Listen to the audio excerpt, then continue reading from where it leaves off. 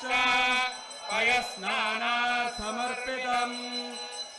भानुकोटिप्रतीकाश किरीटेन विराजितम्